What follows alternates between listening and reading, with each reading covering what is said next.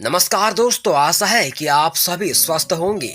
तो साथियों, आपने देखा कि पिछली वीडियो में कैसे हमने आप सभी को महारथी कर्ण के पिछले जन्म के रहस्य, महाभारत काल में उनके साथ हुई मुख्य 5 घटनाएं और महारथी कर्ण के गुरु और शिक्षा के संबंध में जानकारी दी थी। वीडियो में आगे बढ़े उससे पहले हमारे YouTube channel the incredible Hindu में आपका स्वागत है।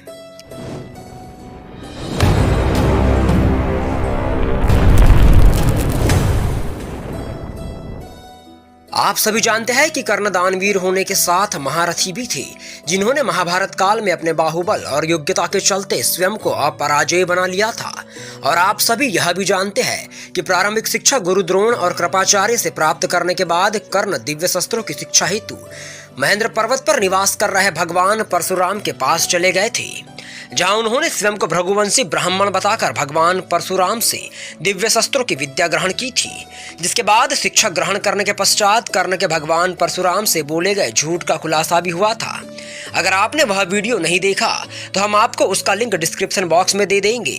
तब तक हमारे यूट्यूब चैनल को लाइक कर सब्सक्राइब कर ले और बेल आइकॉन को ऑन कर ले, ताकि हमारे चैनल से जुड़ी अपडेट आपको लगातार मिलती रहे।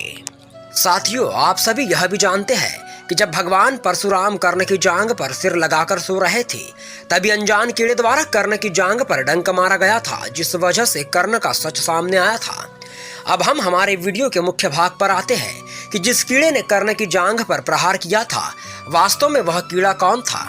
अधिकांश बार यह टीवी सीरियल के माध्यम से हमें यह बता दिया जाता है कि कर्ण से द्वेष भाव रखने की वजह से इंद्रदेव ने ही कर्ण का सच सामने लाने के लिए कीड़े का रूप धारण किया था, लेकिन यह असत्य है। आज हम आपको मूल महाभारत में लिखित जानकारी बताएंगे कि कर्ण की जांघ पर प्रहार करने वाला वह कीड़ा कौन था।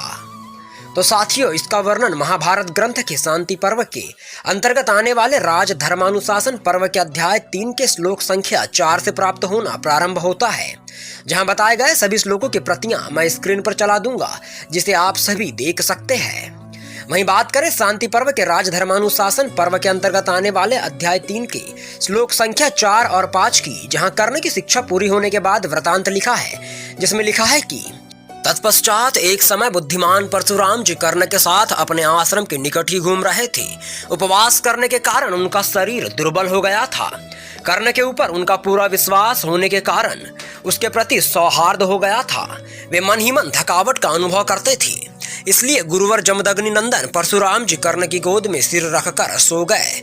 जहां श्लोक संख्या 6 में लिखा है कि इसी समय लार, मेदा, मांस और रक्त का आहार करने वाला एक भयानक कीड़ा, जिसका स्पर्श डंक मारना बड़ा भयंकर था, कर्ण के पास आया।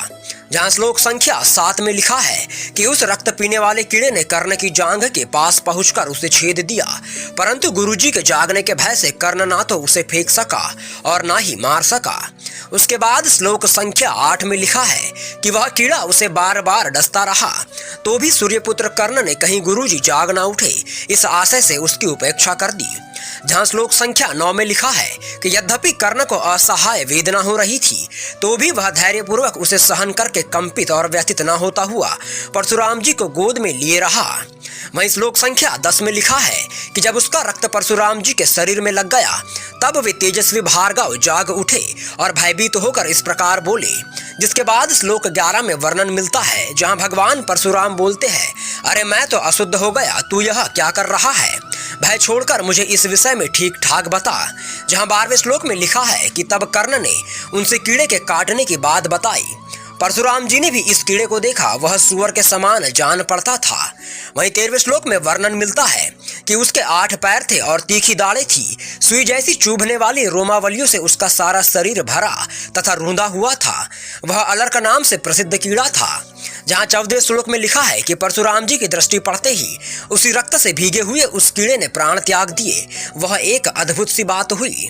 जिसके बाद 15वें श्लोक में लिखा है कि तदंतर आकाश में सब तरह के रूप धारण करने में समर्थ एक विकराल राक्षस दिखाई दिया।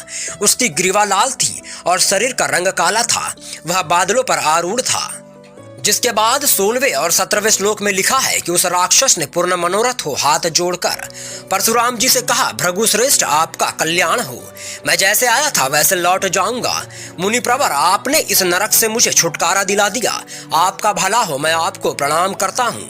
आपने मेरा बड़ा प्रिय कार्य किया है। जिसके बाद 18वें श्लोक में लिखा है कि तब महाबाहु प्रतापी जमदग्नि नंदन परशुराम ने उससे पूछा, तू कौन है और किस कारण से इस नरक में पड़ा था, बताओ।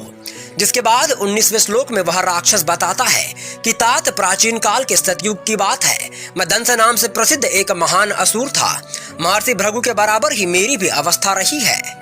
जिसके बाद वह 20वें श्लोक में कहता है कि एक दिन मैंने भृगु की प्राण प्यारी पत्नी का बलपूर्वक अपहरण कर लिया। इससे महर्षि ने श्राप दे दिया और मैं कीड़ा होकर इस पृथ्वी पर गिर पड़ा।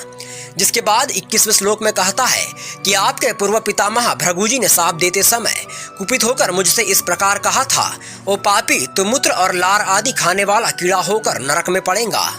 वहीं 22वें श्लोक में लिखा है कि तब मैंने उनसे कहा, ब्राह्मण, इस शाप का अंत भी होना चाहिए।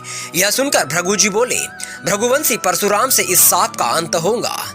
वहीं 23वें श्लोक में लिखा है कि वहीं से इस गति को प्राप्त हुआ था जहां कभी कुशल नहीं बीता। साधो, आपका समागम होने से मेरा इस पाप योनि से उद्धार हो गया है। जहां 24वें श्लोक में लिखा है, परशुराम जी से ऐसा कहकर वह महान असुर उन्हें प्रणाम करके चला गया। इसके बाद परशुराम जी ने कर्ण से क्रोधपूर्वक पूरी जानकारी मांगी थी। तो साथियों, आप सभी जानते हैं कि इसके बाद भगवान परशुराम ने कर्ण को छल से विद्या प्राप्त करने के कारण श्राप दिया कि तुम्हें इस विद्या का समय आने पर भान नहीं रहेगा। और इसी श्राप के चलते महारथी कर्ण महाभारत के युद्ध में अपनी विद्या भूलकर वीरगति को प्राप्त हुए थे। अर्थात यहाँ सीखने वाली बात यह है कि हमें अपने संपूर्ण जीवन में धर्म के मार्ग का अनुसरण करना चाहिए। छल कपट या झूठ बोलकर प्राप्त की हुई योग्यता एक दिन अवश्य ही नष्ट हो जाएंगी और हम सभी कर्ण की भांति असहाय हो जाएंगे। इसलिए साथियों, हमें सदैव सत्यता का पालन करना चाहिए और मिथ्या से दूर रह अपने जीवन के कर्म पथ पर अग्रसर होना चाहिए। तो आशा करते हैं कि आपको हमारे द्वारा दी गई जानकारी पसंद आई होगी। अगले वीडियो में ऐसे ही दिलचस्प वृतांत के साथ मुलाकात करेंगे। तब तक हमारे YouTube चैनल को लाइक कर, शेयर और सब्सक्राइब करना ना भूलें। भारत माता की जय।